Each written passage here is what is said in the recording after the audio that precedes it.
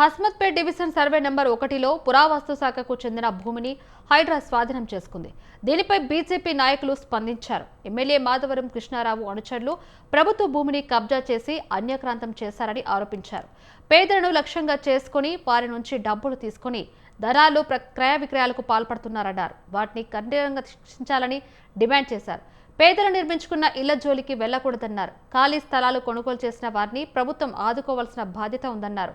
ఇప్పటికే ప్రజలు హైడ్రా భయంతో బిక్కుబిక్కుమంటూ బతుకుతున్నారన్నారు. బీజేపీ పేదల పక్షాన పోరాటం చేస్తోందని, బాధితులతో మల్కాజ్గిరి ఎంపీ ఈటెల రాజేందర్ మాట్లాడి వారిలో ధైర్యం నింపారన్నారు.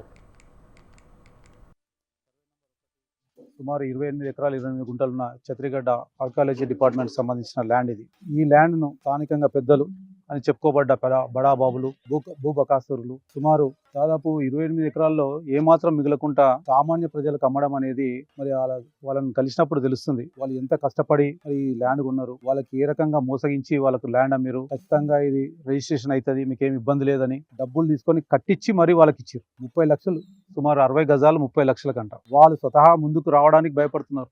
అంటే ఎక్కడున్నాం మనం? కూతవేటు దూరంలో కమిషనరేట్, కూతవేటు దూరం అసెంబ్లీకి, కూతవేటు దూరంలో సెక్రటరియట్, ఇంత దగ్గరలో ఉండి కూడా ఇంత భయభ్రాంతులు చేస్తున్నారంటే 10 సంవత్సరాల అధికారంలో ఉండి నేర్చుకునేది ఏంటంటే వాళ్ళకు సామాన్యులను ఎట్లా మోసం చేయొచ్చు, ఈ నియోజకవర్గంలో సామాన్యులకు ఎట్లా మోసం చేసి డబ్బులు సంపాదించవచ్చు,